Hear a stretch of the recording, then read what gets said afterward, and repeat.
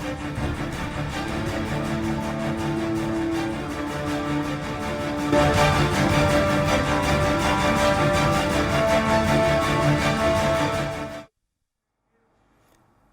मैं हूं अजय त्रिपाठी। शाम को 7 बज रहा है, मैं हाजिर हूं लेकर के बिग डिबेट। मध्य प्रदेश में चुनाव की बेला नजदीक आती जा रही है और मध्य प्रदेश में तमाम समाज जो हैं उनकी जय जयकार हो रही है। पिछले 5 साल तक सरकारें जिन समाजों को ध्यान नहीं देती, जिन सरकारों को कोई तवज्जो नहीं मिलती थी, उनकी भी जय जयकार हो रही है। और इस मामले में सिर्फ सरकार नहीं, विपक्ष भी पीछे नहीं है। भारतीय जनता पार्टी और मुख्यमंत्री शिवराज सिंह चौहान तमाम समाजों के महाकुंभ कर रहे हैं, तो अपोजिशन में बैठे और भावी मुख्यमंत्री कमलनाथ भी पीछे नहीं है। कांग्रेस पूरी ताकत के साथ समाजों के कार्यक्रम कर रही है। सिंधी समाज का आयोजन हो रहा है, कहीं कुशवाहा समाज का आयोजन हो रहा है, कहीं किसी समाज का आयोजन हो रहा है। और समाजों की सियासत का यह मेला मध्य प्रदेश की जमीन पर तब लग रहा है जब साफ दिख रहा है कि चुनाव में ये समाज बड़े वोट बैंक होंगे। इसी पर आज का बिग डिबेट होगा। हमारे साथ मेहमान होंगे, मेहमानों के साथ चैनल पर चर्चा करेंगे और देखेंगे कि आखिर इससे कितना फायदा होगा। ये सियासी वोट बैंक जो बन जाते हैं वो कितना महफूज हैं। सामान्य तौर पर इन सारे मुद्दों पर चर्चा करेंगे, लेकिन उसके पहले देखिए हमारी एक खास रिपोर्ट। आपको बता दें कि मुख्यमंत्री शिवराज सिंह चौहान ने ब्राह्मण महाकुंभ में ऐलान करते हुए कहा, भगवान परशुराम जयंती के दिन मध्य प्रदेश में सरकारी छुट्टी रहेंगी। संस्कृति विद्यालय के 1 से 5 तक के विद्यार्थियों को 8,000 रुपए, 6 से 12 तक के विद्यार्थियों को 10,000 रुपए प्रदान किए जाएंगे। जिन मंदिरों के पास कृषि भूमि है वहां के पुजारियों को 5,000 रुपए प्रति माह दिए जाएंगे। मुख्यमंत्री ने आगे कहा कि हम यह पहले तय कर चुके हैं कि पाठ्य पुस्तकों में भगवान परशुराम जी की गाथा पढ़ाई जाएगी। मंदिरों की कोई जमीन अब कलेक्टर नीलाम नहीं करेगा, पुजारी जी करेंगे। सीएम शिवराज सिंह ने जाट महाकुंभ में वीर तेजाजी बोर्ड का गठन करने की घोषणा की। साथ ही तेजाजी महाराज के निर्वाण दिवस तेजा दशमी पर ऐच्छिक अवकाश का भी ऐलान किया। उन्होंने कहा कि मध्य प्रदेश के स्कूलों में जाट समाज के इतिहास को भी पढ़ाया जाएगा। भोपाल के गोविंदपुरा स्थित दशहरा मैदान में कुशवाहा महाकुंभ का आयोजन किया जा रहा है, जहां शिवराज सिंह चौहान कार्यक्रम में उपस्थित रहे। इस सम्मेलन में समाज के लोग भी बड़ी संख्या में उपस्थित थे।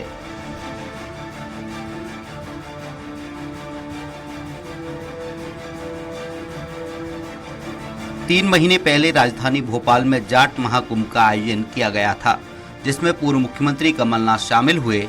जिसमें कमलनाथ ने कहा कि ये वीरों का महाकुंभ है, हमारी संस्कृति हमें एक झंडे के नीचे रखती है, आपको इसे बचाना होगा।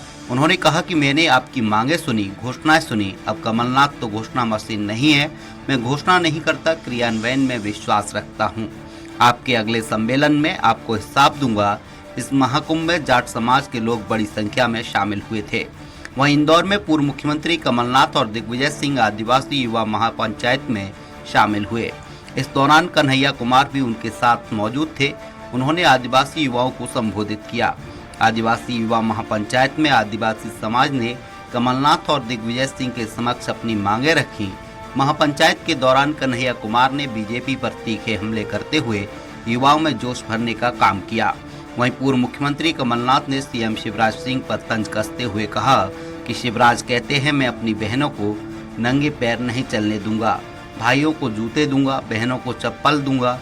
अब आप लोगों को इन जूते और चप्पल का सही उपयोग करना है। आगे कमलनाथ ने कहा कि मैं उस जिले से आता हूं जहां आदिवासी आबादी बहुत ज़्यादा है। मुझे गर्व है कि आदिवासी के साथ काम करने का मौका मिला। छिंदवाड़ा क्षेत्र में पातालकोट जाने के लिए 3 घंटे लगते थे, वहां आज जाकर देखिए सब कुछ बदल गया है। कमलनाथ ने कहा आदिवासी गड्ढे खोदना जानते हैं, अब मुँह चलाना सीख जाइए। मैं बल और शक्ति लेने नहीं बल्कि बल और शक्ति देने आया हूँ। प्रदेश भ्रष्टाचार में नंबर 1 है, पैसे दो काम करवा लो वाला मामला प्रदेश में चल रहा है।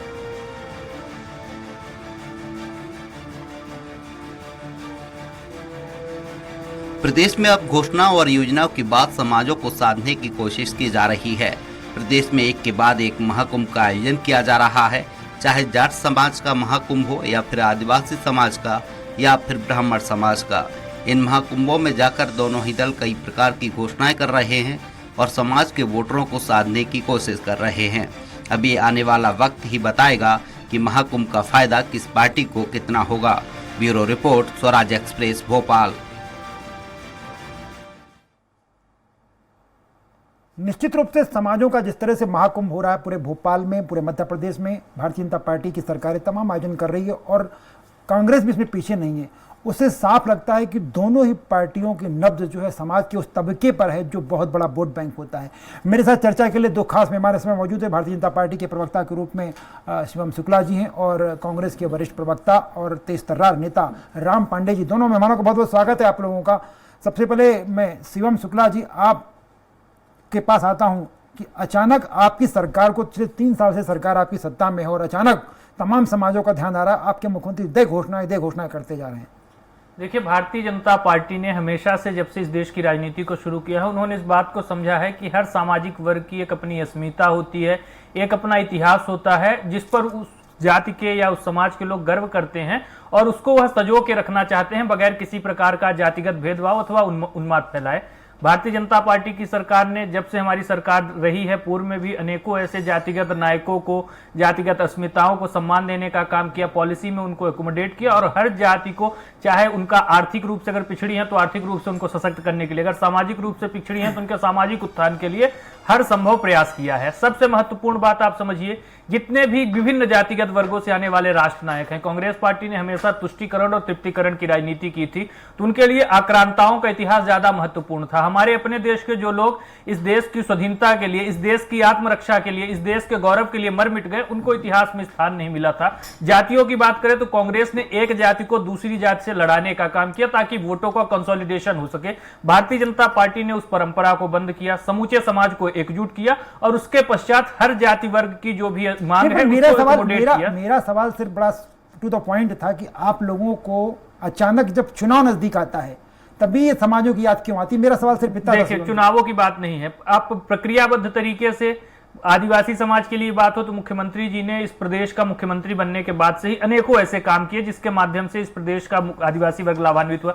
दलितों की बात करें तो उनका बजट बढ़ा दिया गया, उनके लिए शालाएं खोली गई, उनके लिए अलग से प्रावधान किए गए, वह सब भी प्रदेश की जनता को मालूम है। उसके बाद सरकार को यह बात समझ में आई कि उनके जो इतिहास है उसको सम्मान देने की भी आवश्यकता है। इसके लिए हमने देखा रानी कमलापति के नाम पर रेलवे स्टेशन रखा गया, रघुनाथ साह हो, शंकर साह हो, बिरसा मुंडा हो, टांटिया मामा हो, इन तमाम नायकों को सम्मान देने की बात हुई। आगरा में आप देखिए जाट राजा, आज कमलनाथ उनके बारे में बात कर रहे हैं, 75 वर्षों तक कांग्रेस की सरकार थी, आगरा मुगलों के लिए जाना जाता था, वहां पे वीर राजा सूरजमल भी हुए, उनका इतिहास तो नहीं पढ़ाया गया। इतना लंबा नहीं लिखना। शिवम, मैं राम पांडे जी के पास आ रहा हूं। राम पांडे जी, आपने कल आज देखा कि मुख्यमंत्री शिवराज सिंह चौहान ने कुशवाहा समाज में तमाम घोषणाएं की, इसके पहले ब्राह्मण समाज, जाट समाज, तमाम चीजें हुई। कल कमलनाथ जी ने सिंधी समाज के साथ बैठकें तमाम का आयोजन किए। क्या सियासत अब समाजों तक सिमट के रह जाएगी राम पांडे जी?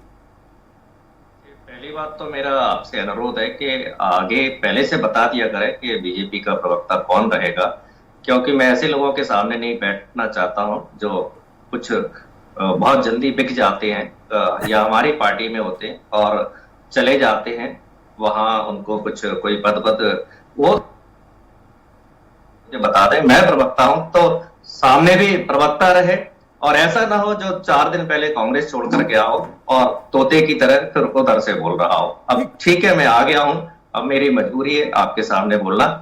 ये जो भी भारतीय जनता पार्टी कर रही है, ये सरासर भारतीय जनता पार्टी का निकम्मापन है। देखिए, देश की जनता हो या प्रदेश की जनता हो, उनकी सबसे बड़ी यदि बात होती है तो उनको रोजगार मिलना चाहिए, उनको महंगाई से निजात मिलना चाहिए, प्रदेश के अंदर अपराध नहीं होना चाहिए, प्रदेश के अंदर गरीबी नहीं होना चाहिए। इन 4 बातों में सारे समाज आ जाती है, सारी जातियां आ जाती हैं, सारे धर्म आ जाते हैं, प्रदेश के 8 करोड़ लोग आ जाते हैं और देश की बात करें तो सारे 140 करोड़ लोग आ जाते हैं। यदि हम महंगाई, गरीबी, बेरोजगारी, अर्थव्यवस्था, अपराध, इसके अलावा यदि हम कोई बात करते हैं तो वो बात तब करना ठीक रहती है जब हमारे प्रदेश की अर्थव्यवस्था ठीक रह चुकी हो, लोगों की आमदनी सही हो। लेकिन पूरा एक ड्रामा चल रहा है। आप बताइए, जिसको जो जिम्मेदारी दी गई है वो जिम्मेदारी नहीं निभा रहा है। अमित शाह जी को जिम्मेदारी दी गई है कि वो गृह मंत्री हैं। गृह मंत्री का क्या काम है कि मणिपुर में आग लगी हुई है, गृह मंत्री को मणिपुर जाके बैठना चाहिए, वहां डेरा डालना चाहिए। वो मणिपुर के लोग हमारे हैं, वो वहां मर रहे हैं, वहां महिलाओं को निर्वस्त्र किया जा रहा है, लेकिन वो अपनी जिम्मेदारी नहीं निभा रहे हैं। टैक्स पेयर का पैसा बर्बाद कर रहे हैं। वहां से हेलीकॉप्टर से आ रहे हैं, होटल ताज में रुक रहे हैं, 5 स्टार होटल में रुक रहे हैं। अब दिल्ली से अमित शाह, नरेंद्र सिंह तोमर, अश्विनी वैष्णव, पता नहीं कितने नेता रोज दिल्ली से भोपाल आ रहे हैं, भोपाल से दिल्ली जा रहे हैं। ये पैसा किसका बर्बाद हो रहा है? ये पैसा जनता का बर्बाद हो रहा है ना। ये पैसा किसके ऊपर खर्च होना चाहिए? ये जनता का पैसा है, जनता के ऊपर खर्च होना चाहिए। एक दूसरे रेल मंत्री, 300 लोग मारे जा चुके हैं, वो उनके घर नहीं गए। 300 लोग एक्सीडेंट में मर जाते हैं, लेकिन वो मध्य प्रदेश के प्रभारी बने हुए हैं। एक और मंत्री है इनके, वो रोजगार मंत्री है। प्रदेश में सबसे ज्यादा बेरोजगारी फैल रही है, लेकिन वो भोपाल में पड़े हुए हैं, डेली दिल्ली जा रहे हैं और रोज दिल्ली से भोपाल आ रहे हैं। एक कृषि मंत्री है, वो किसानों की आय उनको डबल करना चाहिए, किसानों की आमदनी डबल होना चाहिए। गेहूं जो कांग्रेस मांग कर रही है 3,000 रुपए प्रति क्विंटल गेहूं होना चाहिए, लेकिन क्या हो रहा है? वो कृषि मंत्री रोज दिल्ली से भोपाल आते हैं, भोपाल से दिल्ली आते हैं, 5 स्टार होटल में रुकते हैं। यह पैसा किसका बर्बाद हो रहा है? यह जनता का बर्बाद हो रहा है। एक चौथे जिनको घोषणा समिति का प्रमुख बना दिया है, अभी कुछ दिन पहले अनुशासन समिति ने उन जयंत मलैया और उनके बेटे पर कार्रवाई की थी कि इन्होंने भारतीय जनता पार्टी को हराने का काम किया। जिसने भारतीय जनता पार्टी को हराने का काम किया वो भारतीय जनता पार्टी की घोषणा समिति का अध्यक्ष बन जाता है। तो ये पूरे नाटक मंडली है, ड्रामा मंडली है, ये जातिवाद, धर्मवाद फैला इनका काम है। अब बताइए, बकरे को एडॉप्ट कर रहे, जातियों के समूह में जा रहे हैं और वहां इनको बकरा दान दिया जा रहा है। भाई बकरा आप किस हैसियत से ले रहे हो? ये पूरा एक ड्रामा चल रहा है इनका। चलिए, बहुत अर्थव्यवस्था सही रखें, रोजगार दें, महंगाई कम करें, टमाटर के, धनिया के, अदरक के भाव सही करें। जो महिलाओं को गोली मारी जा रही है, महिलाओं की हत्या की जा रही है, दलितों के चेहरे पर पेशाब डाला जा रहा है, महाकाल लोग भ्रष्टाचार हो रहा है। राम भाई, अगर कार्रवाई होनी चाहिए। राम भाई, अगर बीजेपी के मंत्री, और यदि आपकी परमिशन हो तो मैं डिबेट छोड़ना चाह रहा हूं, मैं नहीं बैठ सकता हूं यदि आपकी परमिशन है तो। वैसे ये नैतिकता के खिलाफ होगा अगर आप चले जाएंगे तो, बाकी आपकी मर्जी है, आप स्वतंत्र हैं।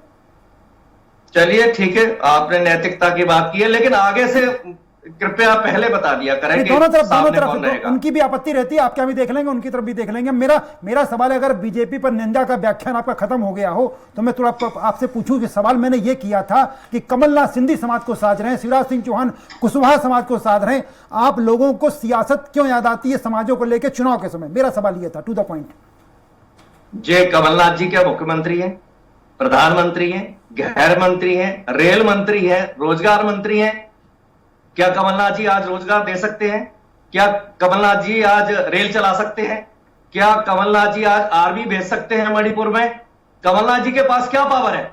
एक ही तो पावर है, जनता के बीच में जाना, जनता से मिलना, जनता की समस्याएं सुनना, उनको बताना कि हमारी सरकार आएगी तब जो आपकी समस्या है इन समस्याओं का निराकरण किया जाएगा। और हर जगह समस्या देखा जाए तो वही है, सबको रोजगार चाहिए, सबको महंगाई से निजात चाहिए, सबको अपराध से मुक्ति चाहिए, सबको भ्रष्टाचार से मुक्ति चाहिए। यदि एक जो भ्रष्टाचार की समस्या है जो मध्य प्रदेश में हर डिपार्टमेंट में, हर विभाग में यदि भ्रष्टाचार मुक्त मध्य प्रदेश कर दिया जाए तो बाकी जो समस्या है, चाहे वो अपराध की हो, महंगाई की हो, रोजगार की हो, वो सब भ्रष्टाचार से जुड़ी हुई है। तो कमलनाथ जी का पहला प्रयास रहेगा सरकार बनने के बाद महंगाई कम की जाए, रोजगार दिया जाए, भ्रष्टाचार कम किया जाए, गरीबी दूर की जाए, अर्थव्यवस्था को सुधारा जाए। ये मेन कारण रहेंगे। तो हमें तो जनता के बीच में जाना ही है ना, सिंधी समाज का भला समस्या सुनना, जनता जो पीड़ित है उनकी समस्या सुनना, उनका निराकरण करना, ये हमारा काम है और उस काम को हम कर रहे हैं। बिल्कुल बिल्कुल। मैं आता हूँ साइनी जी की जुड़ गई हमारे साथ। साइनी जी, दोनों को सुना आपने, कोई भी ट्रैक पर बात नहीं करना चाहता, जब बात चुभती है तो बड़ा बुरा लगता है। साफ सा मुद्दा है कि अचानक आपने कल देखा कि कमलनाथ जी सिंधी समाज का बड़ा थामधाम कर, बहुत सारी घोषणाएं कर दी उन्होंने। शिवराज सिंह चौहान चले तो उसके पहले कुशवाहा समाज के साथ बहुत सारी घोषणाएं कर डाली। क्या आपको लगता है कि इन सारी पार्टियों को, सियासत के सारे जितने भी दल हैं, सबको अचानक चुनाव के समय क्यों याद आता है? हम लोगों को ऐसा महसूस होता है कि चुनाव के समय ज़्यादा याद आता है। साइनी जी। त्रिपाठी जी, ये कोई नई बात नहीं है जी। अगर हम पहले चुनाव भी देखें तो जैसे दिग्विजय सिंह जी ने नर्मदा परिक्रमा किया, कंप्यूटर बाबा का बहुत ज़्यादा प्रवचन हुए मध्य प्रदेश में, तो आपने देखा होगा कि ये जो है बीजेपी जो है वो हिंदुत्व कार्ड खेलती ही है।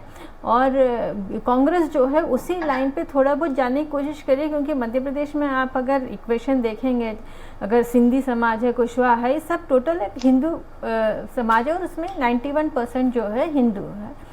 तो ये जो है, अगर आप ये देखेंगे कि जैसे अब कितना 4 महीने बचे हैं चुनाव के लिए, और 4 महीने में अगर आपने रिलीजन कार्ड खेल लो, कुशवाहा कार्ड खेल लो, जो भी है, मेरा ये कहना है इसके साथ आप बाकी इश्यूज को क्यों नहीं लेते हैं। जैसे करप्शन है, इतना व्यापक तौर पे करप्शन है प्रदेश के अंदर, बेरोजगारी है, आपने कहा अपराध इतना बढ़ रहे हैं, लेकिन जो मुद्दे, मेरा कहना, जनता तभी उस चीज़ को, चलिए रिलीजन ठीक है या दूसरा आप समाजों को के सामने जाके अपनी बात रखते हैं, लेकिन जहाँ तक जो जनता के जो बेसिक मुद्दे हैं, रोजगार है, अपराध जो हो रहे हैं, बढ़ रहे हैं इतना ज़्यादा मध्य प्रदेश के अंदर, हेल्थ के इश्यूज़ हैं, मिड डे मील है जो लोगों तक नहीं पहुँच रहे, बच्चों को नहीं मिल रहे हैं, इन सब चीज़ों को अगर ऑपोजिशन उठाएंगे तो जनता से जुड़ सकते हैं और जनता के जो मुद्दे हैं वो उनसे इक्वेट कर सकते हैं। तो मेरा ये कहना है कि जितना समाज के साथ जाएं उससे ज़्यादा जरूरी है कि उनके एक्चुअल मुद्दे, नब्ज जो है जनता के, जो उनकी तकलीफें हैं,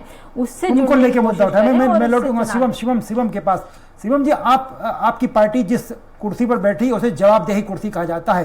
राम पांडे जी जो बात कह रहे थे कि उनके पास तो ना कोई ताकत है इस समय, ना कोई अधिकार है, लेकिन आपके पास ताकत भी है, अधिकार भी है। आपको तो ये चौचलेबाजी बंद कर देना चाहिए समाजों के बीच में जाके। वो जो बात उठ रही है कि बेरोजगारी की बात उठ रही है, करप्शन की बात उठ रही है, आपका कंसंट्रेशन इस पर होने की बजाय आपकी पार्टी क्यों इसको अलग दिशा में ले जा रही है? देखिए, सबसे पहली चीज है, राजनीति 2 ट्रैक पे चलती है, एक साथ समानांतर। ऐसा नहीं है कि अगर हम सामाजिक कल्याण कर रहे हैं तो प्रदेश का विकास छोड़ रहे हैं, दोनों चीजें साथ साथ में चल रही हैं। मैं आपको सबसे पहली बात यह कहना चाहूंगा, कांग्रेस के प्रवक्ता बहुत आक्रामक रहते हैं। मेरे दल ने मुझे भेजा है, जिस भी हैसियत से भेजा होगा, मैं डिबेट में बैठा हूं, या उनका विवेकाधिकार है कि वह बैठना चाहते हैं कि नहीं, उनको कम से कम सम्मानजनक तरीके से दूसरी चीज मैं उस मुद्दे पर राम पांडे जी से अनुरोध कर चुका हूं, मेरा अनुरोध उन्होंने मान लिया है, मेरे भाई हैं वो। आप टिप्पणी मत करिए प्लीज। जी त्रिपाठी जी, दूसरी सबसे महत्वपूर्ण चीज है, प्रदेश की सरकार ने इंफ्रास्ट्रक्चर के लेवल पर हम सब ने देखा है कितने ज्यादा व्यय किए हैं, और इस प्रदेश में इंफ्रास्ट्रक्चर खड़ा हुआ है, चाहे सड़क हो, बिजली हो, पानी हो, शिक्षा हो, इन तमाम क्षेत्रों में आधारभूत रूप से काम हुआ है। दूसरी चीज, कई सामाजिक वर्ग हैं जिनके उत्थान के लिए सरकार को प्रयास करने थे, जैसे आदिवासी वर्ग के लिए पैसा कानून दे दिया गया, उनके लिए शालाएं खोल दी गई, उनको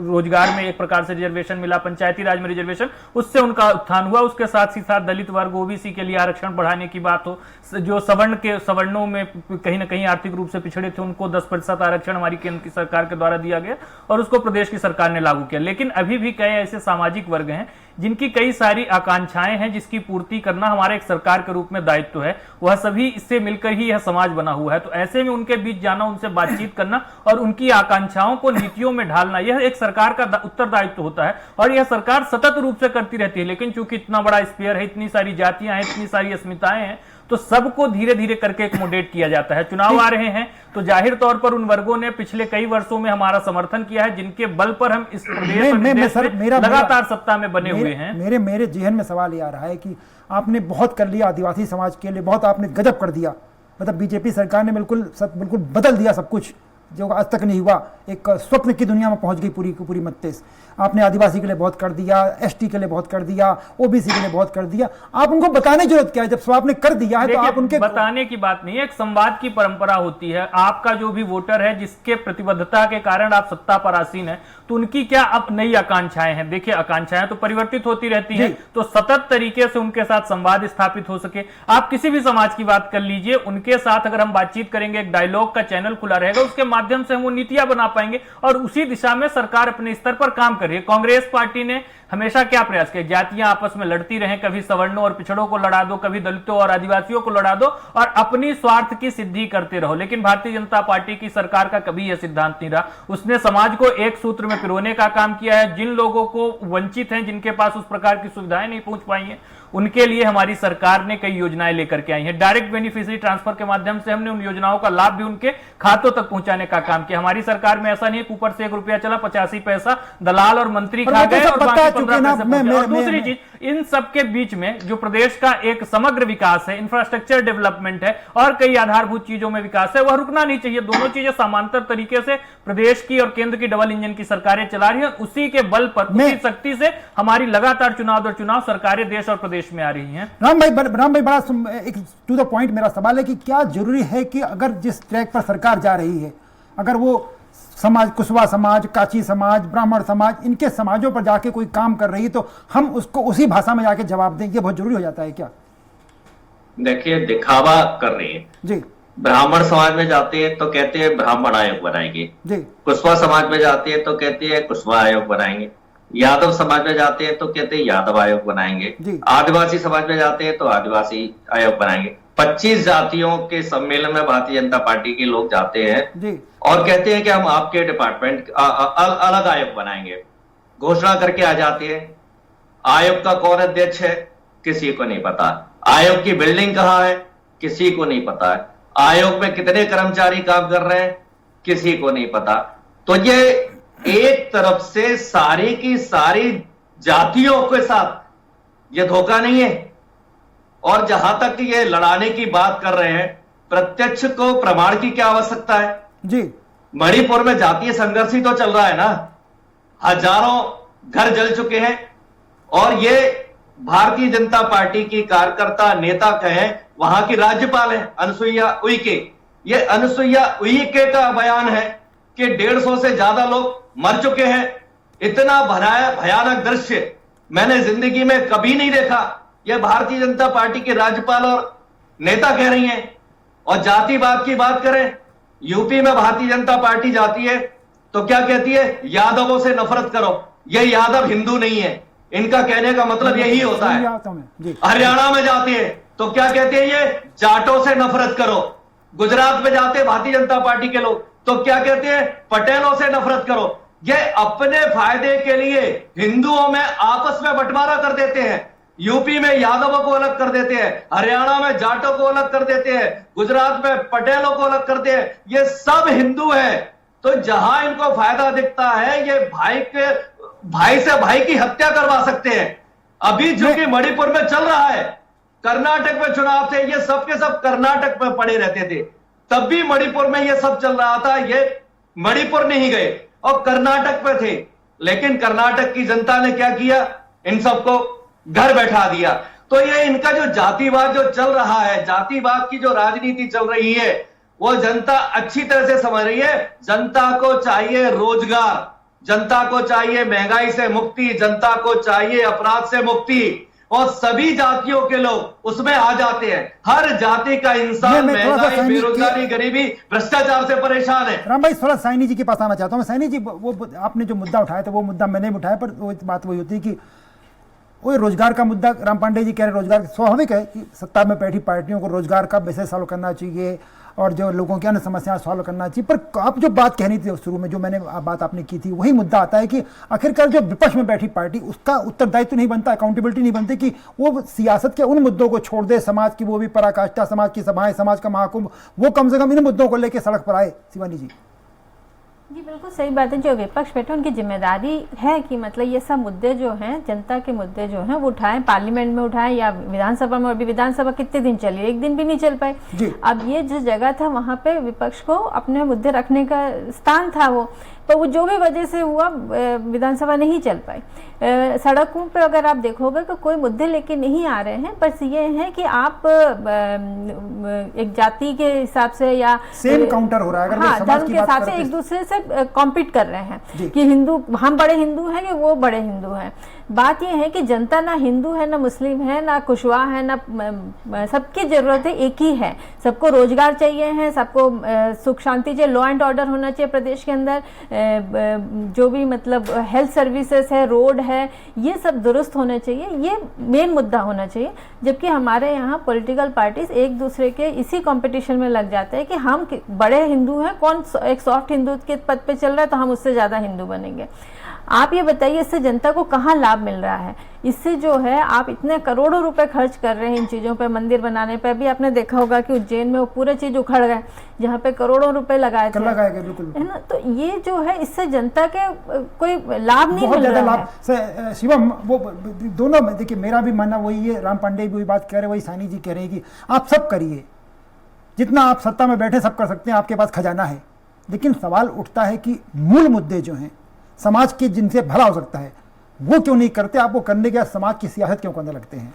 देखिए, सबसे पहली चीज है, मूल मुद्दों पर अगर हम बात कर रहे होते तो हम उस पर भी बात करते कि हमने कितनी सड़कें बनाई हैं, हमने शिक्षा को लेकर के क्या किया, हमने रोजगार को लेकर के क्या किया, हमने बाकी चीजों के लिए क्या किया, स्वास्थ्य के लिए, इत्यादि के लिए, लेकिन वह दूसरा विषय हो जाएगा। सबसे पहली चीज, राम पांडे जी की एक बात का मैं बहुत आपत्ति लेना चाहता हूं। आप वरिष्ठ पत्रकार हैं, हमारे साथ भी वरिष्ठ पत्रकार बैठी हैं, कि इन्होंने अनसुईया उइके जी, जो स्वयं एक आदिवासी समुदाय से आने वाली और महिला सशक्तिकरण का अप्रतिबिंब उदाहरण है, उनके बारे में कहा कि भारतीय जनता पार्टी की कार्यकर्ता है। एक राज्यपाल जैसे संवैधानिक पद पर बैठे हुए व्यक्ति के लिए इस प्रकार की अमर्यादित भाषा का उपयोग करना दिखाता है कि कांग्रेस की मानसिकता कितनी ओछी है। दूसरी चीज, इनके ही नेता सदन में हमारी जो महामहिम है राष्ट्रपति द्रौपदी मुर्मू जी, उनके बारे में किस प्रकार की भाषा का उपयोग करते हैं। तो लगातार कांग्रेस पार्टी इस प्रकार मणिपुर की बात कर रहे हैं। मणिपुर देखिए, उनका सवाल देखिए, अपन हम लोग बिना वजह में ऑफ ट्रैक हो रहे हैं। वो मणिपुर की बात करें, मणिपुर की भी बात कर लेता हूं। आखिरकार जाति संघर्ष हो रहा है ना। समस्या की अगर हम जड़ देखेंगे तो यह उस वक्त से शुरू हुआ, आजादी के वक्त जवाहरलाल नेहरू के सेक्रेटरी थे,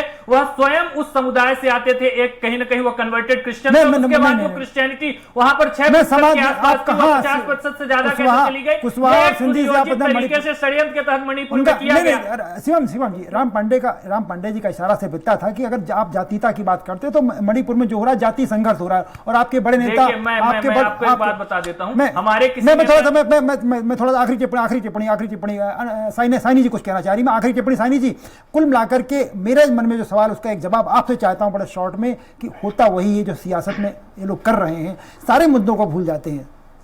नहीं त्रिपाठी जी, बात वही है कि अब देखो, मणिपुर की बात मध्य प्रदेश से करने से कोई मतलब नहीं। बिल्कुल सही। हम अभी मध्य प्रदेश की बात कर रहे हैं, मध्य प्रदेश की समस्याओं की बात कर रहे हैं ना। मणिपुर में जो हो रहा है वो तो वहां पे डील करना ही है, वो सेंटर करना है, लेकिन मध्य प्रदेश में भी तो कोई हालत बहुत अच्छी नहीं है। अभी आपने देखा कि वो ट्राइबल के ऊपर वो यूनिनेट किया, उसका किस्सा आया, और गोवा में गुना में भी एक इनकी बहुत सारी बात है। उस मुद्दे पे बात डाइवर्ट क्यों कर रहे हैं हम? दोनों पार्टी जो है वो मणिपुर की बात कर रहे हैं। बिल्कुल, मैं बिल्कुल सहमत हूं आपसे कि सत्ता और विपक्ष दोनों को उन मुद्दे पे केंद्रित होना चाहिए जो मुद्दा मध्य प्रदेश का भला कर सके। सिंधी समाज में जाके, कुशवाहा समाज में जाके, ब्राह्मण समाज में जाके, रानी कमलापति के नाम पे सब कुछ करके, इससे मध्य प्रदेश के आम आदमी का भला नहीं होगा। ये इस बिल्कुल हम साफ समझ रहे हैं। और शायद जो राम पांडे जी भी और शिवम शुक्ला जी, दोनों से मेरा अनुरोध होगा अपनी अपनी पार्टियों को लेकर उस मुद्दे पे केंद्रित रहें, जिससे लगे न कहीं कि आप सियासत कर रहे हैं समाज की, सिर्फ इसलिए कि आपको वोट चाहिए। फिलहाल इस प्रोग्राम में इतना ही। आप सब तीनों मेहमानों को बहुत बहुत धन्यवाद। राम भाई आपका, शिवम जी आपका, सैनी जी आपका बहुत बहुत धन्यवाद। आप कहीं जाइएगा मत, प्रोग्राम का खत्म हो रहा है, लेकिन खबरों का सिलसिला चलता रहेगा, इसलिए देखते रहिए स्वराज एक्सप्रेस।